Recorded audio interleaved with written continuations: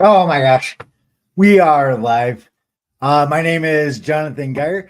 Uh, I decided to do these live streams to help explain the context behind what I was writing, what I'm able to write in my newsletter.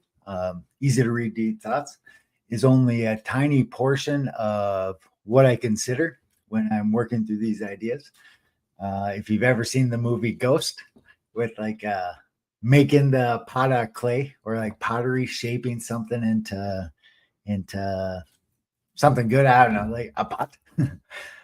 That's what I do mentally with each one of these articles. So I start off with a general concept, a rough draft, like a chunk of clay, and then I mold it into something hopefully um, best case is relatable to other people's, beneficial to other people's. Um, Best case, it helps express what I'm thinking. Why? Because it's fun. I hope other people. I feel better when I'm able to maintain, to foster. Maybe that's a better word, to foster this kind of ideology in other people, so I can have somebody to talk with. You know, it's lame thinking of this kind of stuff and this kind of perspective by yourself, right? Like bouncing ideas. Like I'm aware enough to know that I'm not aware. And that's kind of like a paradoxical loop, but it's just how perception works. Okay. I'm going back into it. Oh, background. So I had the opportunity, I don't know, maybe 5, 6 years ago, maybe even more. I don't remember. I had the opportunity to sit down and drink a cup of coffee with 30 some odd thousand veterans in our local VA. They were scheduled to come to my office and we talked. We talked about anything. You know, it was basically an information desk. So if the veterans needed something, I helped them connect the dots, or our team helped connect the dots. Well, this newsletter, what I post, essentially my brand online is output. It's a byproduct of these veteran interactions, or the veteran interactions are they're a key part of how I think. This perception that I'm dissecting, analyzing all the veterans, speaking with all the veterans, learning from all these veterans, played a key role into my current state. Right, so I'm going to reference that fair amount uh, throughout this. Um, yeah. Well, in the grand scheme of things, just to summarize that real quick, and then I'm going to get into reading the newsletter. In the grand scheme of things, speaking with 30,000 people, drinking a cup of coffee. So it's not just that we were speaking. I wasn't presenting. I wasn't talking at them, right? They didn't have to do anything. My office was, it was an information desk. It actually was as lame as it sounds. It's just an information desk. The positive part, the thing we won all these national awards for, the thing we were able to save lives, like that's an exact description. We saved lives from this information desk, and it was like a heart to heart connection, right? The national VA asked me to quantify how we were able to help all the veterans, and it took me like I I still can't say I've achieved what they were asking for, but a lot of what I do now is the output of that national VA request. Like, how are you helping so many veterans? Like, how are you able to do this? And it's essentially, we're all different, So this is a bit of a rabbit hole, and I'm just gonna go on the surface level, and then I'll get back to it. We were able to help them because I adapted my communication style to match whatever they need. Like right now, I'm cognizant that I'm talking fast, and that might jack up some people's anxiety. So maybe it's in my best interest to slow it down. Maybe provide a shoulder to talk to, or just an ear to talk to, or shoulder to lean on, ear to talk to. Like everybody's different. Uh, with that being said, those individual deviations from whatever the normal is, they can be categorized. And we use the DISC framework. I use the DISC framework to categorize those differences in perception. I adapted me to match whatever the veteran needed. So if National VA is watching it all, that's my answer. Like we changed us. The one thing we had control over, we changed us to match them. And how do you teach that? Super hard. Super hard. Or maybe it's really easy. I don't know. I haven't figured it out yet. It's empathy. Like how do you generate empathy, right? And then empathy comes first, and then it's the and I think in visuals. So I'm picturing this like the mechanics of what to do, the empathetic mechanics. Like once you're walking in somebody's shoes, what do you do with that information? Well, there's a mechanical process or a logical process that goes from that. It starts at empathy and then it goes down. Empathy is not very actionable. Like, yeah. Oh my gosh, I'm just gonna get into it. So my new strategy, this is LinkedIn Live 2. My new strategy is to read a paragraph and then maybe provide a little context per paragraph. The original strategy is read all the way through, go back through. Doesn't work like that. I am gonna say it while I'm thinking of it to bypass any of the oh my gosh, I'm a visual thinker now. I'm thinking ohms of resistance and electrical wire to bypass any of the resistance and trying to remember what I was thinking when I originally said it, or when I was reading through it. Yep. Okay, we're going to it. I heard the word frugal used a few times by a few different people last week. It's a good newsletter post. What does that word mean to you? The dictionary has a definition, which I still haven't bothered to look it up. Why? Because it doesn't matter. I have a general idea. The formalities of definition are both not required for this post, and ironically, the theme of the post. Well, first off, I like that sentence. It sounds cool. I was patting myself on the back a little bit there. So, well, to summarize what I meant by that, I'm not sure how to dive into that. I'm going to go down a little bit rabbit hole, then I'll come back over. High probability, this is going to be a little discombobulated, whatever. I'm going for it anyway.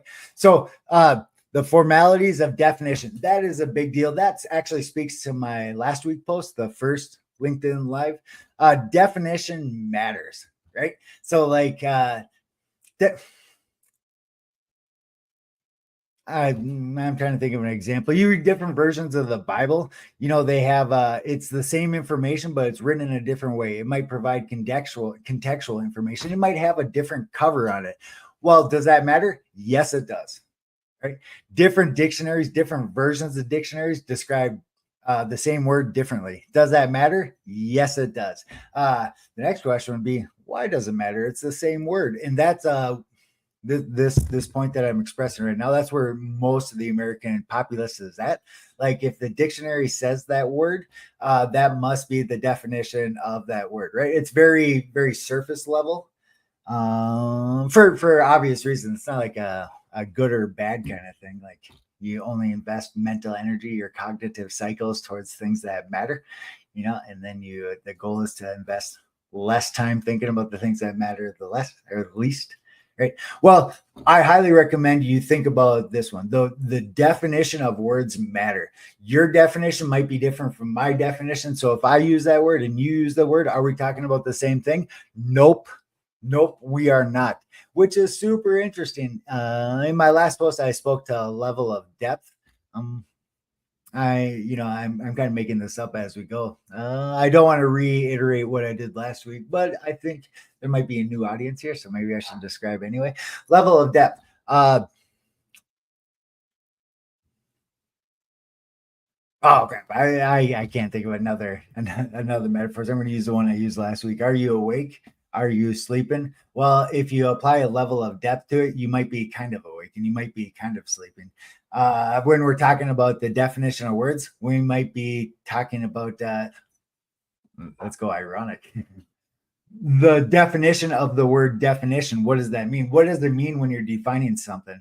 Like, and it's based on perception. I think in visuals. So does the dictionary define stuff for me the same way it defines somebody that doesn't think in visuals? No, it does not. And it's got absolutely nothing to do with the dictionary. Why? Because I am different than the target audience, or high probability I was different than that target audience. So the level of depth,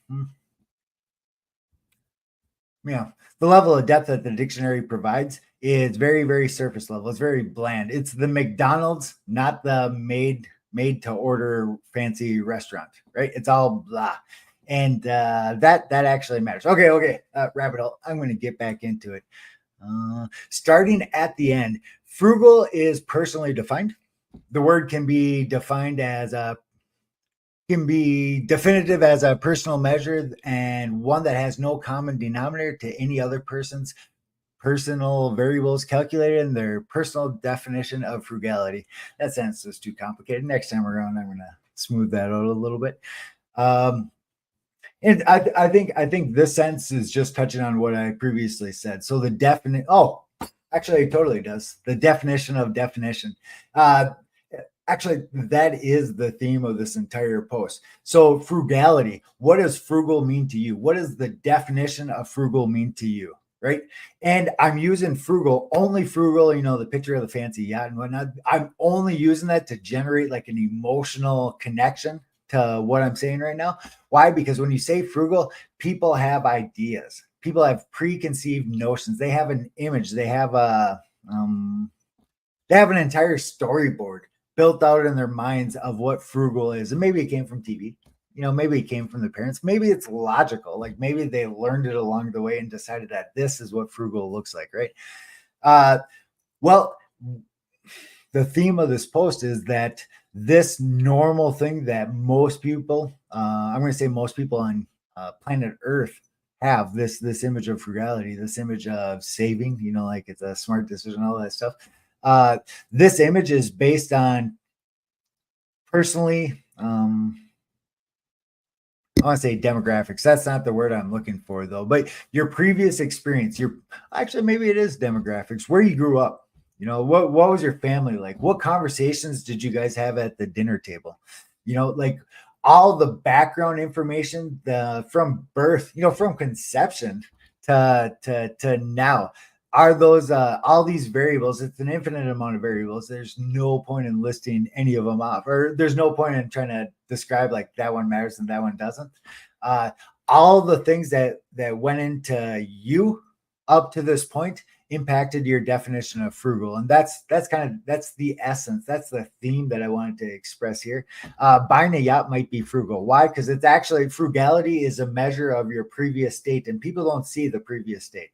It's impossible for people to see the previous state. You could tell people your previous state. You could tell people where you came from and all the challenges you had and whatever, the things that went into, you can try to get people to relate to you. But it's impossible. Like your version of frugal is going to be different than my version of frugal, which will be different from other people's version of frugal. It's different for everybody. It's impossible for it to not be different for everybody. And the interesting part is we use this word loosely. Going back to the opening paragraph, I heard two people use the word frugal last week, and they were using it. It was the inspiration for this post. They were using it in a way that I thought was odd, or it caught me a little bit off guard. It wasn't how I would have used the word. So then the next step is, why is that? Why are they using it in a way that I wouldn't use that? And that was the seed that planted this thought tree. Yeah. Okay. I am going back to it. Starting at the end. Frugal is personally defined. The word can only be definitive as a personal measure and one that has no common denominator. Your version's different than my version. To any other person's personal variables calculated in their personal definition of frugality. I picked the word frugal solely for its ease of communication, and I believe the word naturally paints a default type picture, mental image for most people. The deeper point I would like to share is the definition of frugal is likely not aligned with our mental images for frugality. That goes back to, I'm not gonna re-say it, but that goes back to the picture of the boat. Like not buying. If I bought 5 yachts last year and I only bought 4 yachts this year, that is by definition of the word, a frugal move or frugality. I'm trying to think of the verb there. I'm not sure. But that actually is frugal mindset, right? But then you go down to somebody in the middle class that's trying to buy a new lawnmower because the old one broke, and instead they choose to fix the old one. That's a frugal decision. So like those are both frugal. The kicker is that guy that's fixing the lawnmower will probably look at the guy that's not buying I can't remember what I said, but not buying that extra yacht this year. And there's probably some angst, if that's the right word, or maybe there's a disconnect. There's high probability there's a stomach turning thing, a feeling, whatever you would want to call it, from the thought of not buying that different yacht. And yep. Why? Why is that? Super logical, super obvious. There's no hidden information in this observation, right?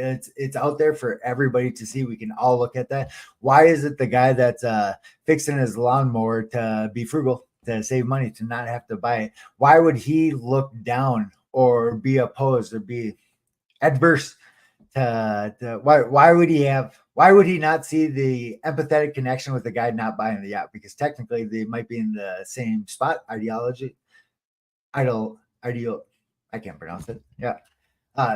Ideologically, I'm not sure if I'm saying that right. Their minds might be in the same spot, right? They might be thinking the same things for the same reason, but totally disconnected. Doesn't have to be, or it doesn't have to be that way. It's just I'm not sure how to tie it together. There's like a natural empathetic disconnect between one and the other, but there's a logical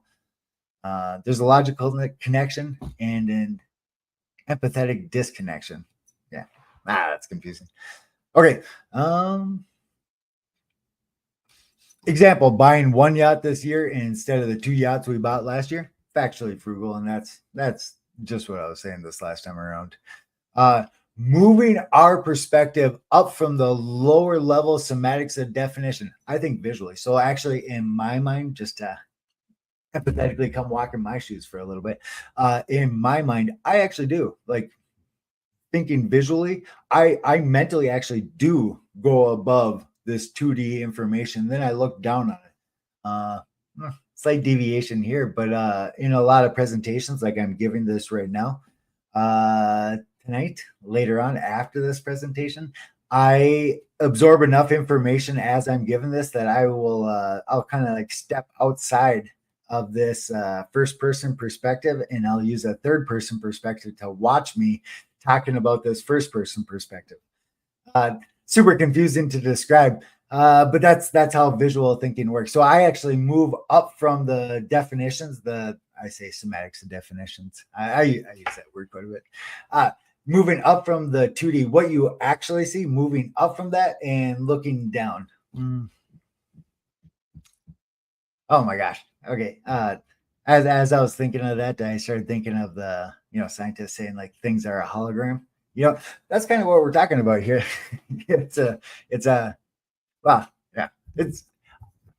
I'm tiptoeing around that, but kind of thinking visually, that is what we're talking about here, because we're living in the hologram theory, hypothesis, whatever it is. It's based on 2D information. Then you shine a light up, and then the fuzziness that's up here, there's saying like that's where we live, and the facts support like a 2D structure, but like our perception lives up. Yeah. Well, that's basically what I'm doing right here. The semantics of the definition is the 2D structure. The reality is we live up here in the fuzziness, like the glow of this hologram of perception, this hologram of definition, because it's not actually what's written. Yeah. I might write another post on that when I've had more time to simplify this down, get it down to E equals MC squared. Yeah, which takes a while. Okay.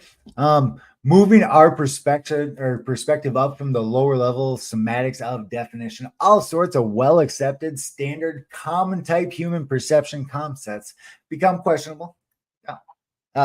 Why do you think the way you think?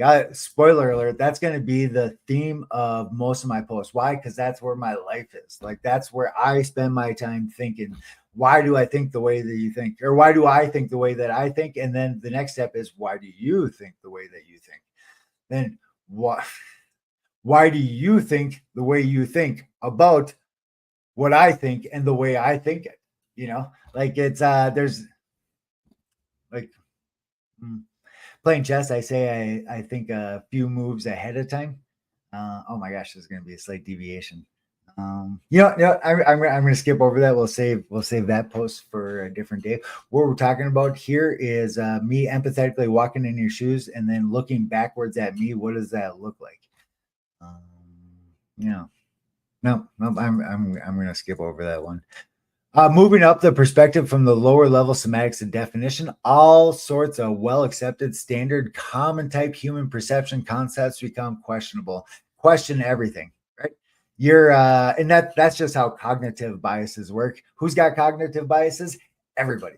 Like that's definition. Now I'm picturing like terms of matter. You have the matter you can see, and then you have all the atoms, the quantum that makes up the matter you can see. What we're talking about is the quantum here. Everybody sees the matter, and then they're like, hey, I can see that, so then it must be true. Nope, that is not how things work. Like everything is atoms. Whatever you're seeing, that you're not seeing the atoms in your hand. You're seeing the visual of the hand itself. That's a perception thing. The reality is you are seeing the atoms.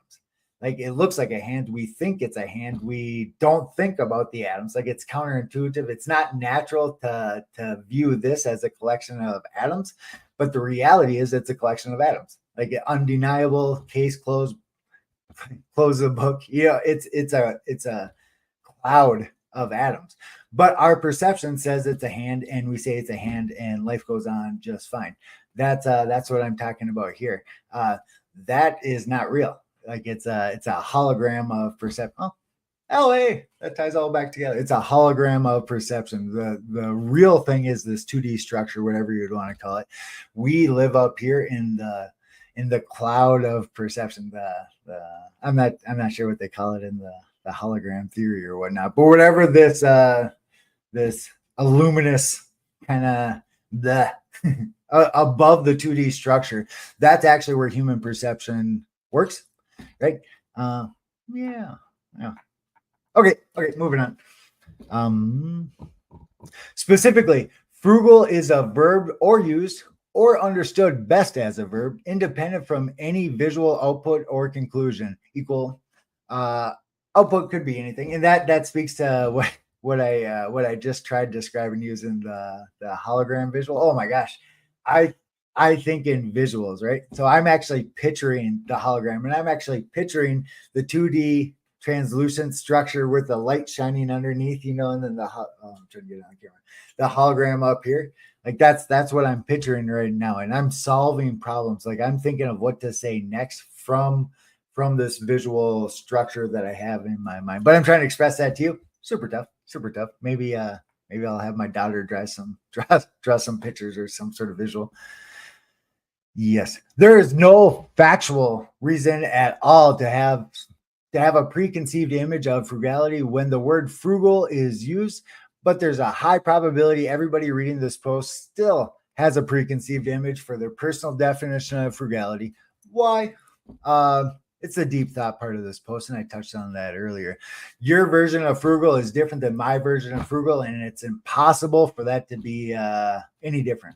Like it is guaranteed. It is 100%.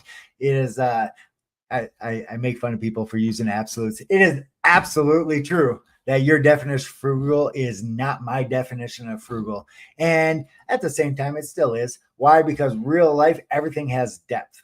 Every word has depth. Every observation has depth. Touching on what I said in my first post, like this is why the legal system works the way it is. Nothing is as it seems, right? And that's not a new thing. It's been like that forever. Like that's how human beings work, right? Any other conclusion is simplifying it, kind of like E equals MC squared. Well, there's a lot going on with that tiny little simple, easy to read equation.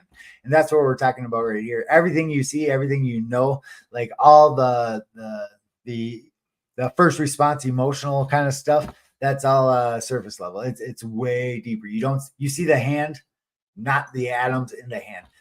But this is just atoms. Like it's not a hand, it's a cloud of atoms, right? That is the functional reality. That is the 2D structure.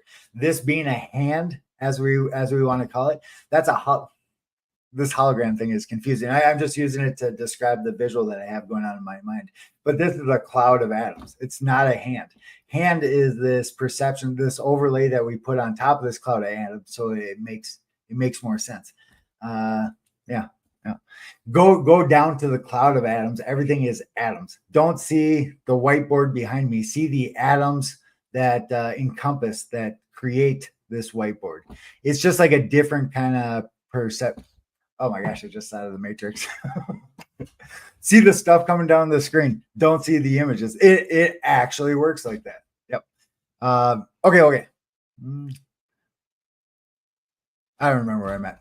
There is no factual reason at all to have a preconceived image of frugality when the word frugal is used, but high probability everybody reading this post has a preconceived image. My conclusion is complex. I just tried describing it. My conclusion is complex and awesome. Why? Because this stuff's fun. Awesome to think about. This personal definition and the perception of the word frugality and our mental image the word inspires is 100% personal. It is impossible to be agreed upon. I touched on that just a second ago, but that is super interesting. What does that mean? What does that mean that on the lower levels of sematics, the words that we use don't mean the same thing? Frugal in this culture, I'm in Minnesota, frugal in Minnesota and frugal in Texas might be two different things, right? Frugal in Minnesota, frugal in California might be two different things, or New York or whatever. Frugal over in Australia, I'm just picking up country, making stuff up here. But there's the level of depth of the word itself, and it's not even the same word is not the same word in different locations, right? You change the environmental variables and this word changes. You change the output. Okay, well, now I'm picturing this visually again. I'm picturing two gears working together. Like the definition is a gear, and then the environmental variables are a gear. If you change this outer gear, it changes the inner gear. It doesn't matter what you think. It doesn't matter where we write the definition for frugal down. You change these other variables, these environmental or contextual variables. I'm not sure how to say that. You change these outer variables, you change the output, it changes the input. Is that paradoxical? Maybe. Yeah, but that's actually how it works. So then what are we talking about? Right? What when you're talking to me, what are you talking about? When I'm talking to you, what am I talking about?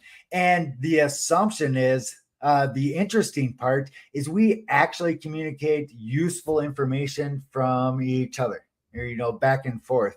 But the reality is this 2D structure, the atoms in my hand, the reality is we are not talking about the same thing. Like something in our perception allows us to take this factual information of a cloud of atoms and turn it into a hand. Like the definition of frugal is a hand. The reality is it's a cloud of atoms. Like, why do we see frugal? Like, why are we able to, and I'm using frugal just because it's relatable. You can swap out frugal with any word in the dictionary. That's the higher level point I'm trying to express here. Like it's all words are open to interpretation. Super interesting. What's that mean? What do you do with that information? Anything. Okay. I'm almost out of time. My conclusion is complex and awesome to think about. This personal definition and perception of the word frugality and the mental image the word inspires is 100% personal. It is impossible to be agreed upon. What else works like this? Everything works like this. My use of the word everything is exposed to the same functionally speaking, we could be talking about a cognitive bias, but I'm not talking about a cognitive bias. This is something totally different. Like saying my hand is a cloud of atoms is not a cognitive bias. It's a level of perception. It's a type of perception. I'm picturing this on like the electromagnetic spectrum, where visible light's just a tiny little section, and then you have gamma rays and radio waves or whatever. This hand being a hand and not a cloud of atoms is a measure of this electromagnetic spectrum of perception. Like perception has a spectrum. Oh my gosh, we only got 40 seconds left here. Prime takeaway. Everything else works like this. All words are independent when filtered through individual perspectives and individual cognitive biases. What you personally hear or read is not what others will hear, read, or think after hearing, reading, or thinking on the same topic. Perception, unmitigatable deviations of definition. 10 seconds left here. what you see and what I see are not the same thing, but we still agree. So what does that mean? What are we actually agreeing on? Yeah, super interesting. Hey, this is awesome. Oh my gosh, I'm out of time. Yeah. Have a great day. Thank you. Oh, I don't know how to stop it. Oh my gosh. Here we go. See you guys next week. Sweet.